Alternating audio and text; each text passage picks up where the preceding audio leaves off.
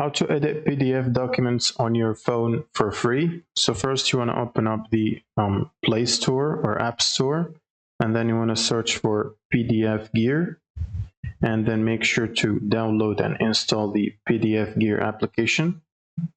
Once it's installed, you want to open up the application and then click on Files, and then it should open up the file browser on your phone. So you will simply need to select the PDF file that you want to open up and edit.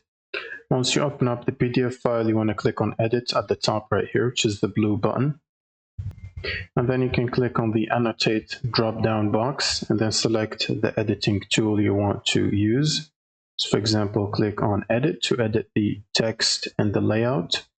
You can also edit images by switching to Image tab right here.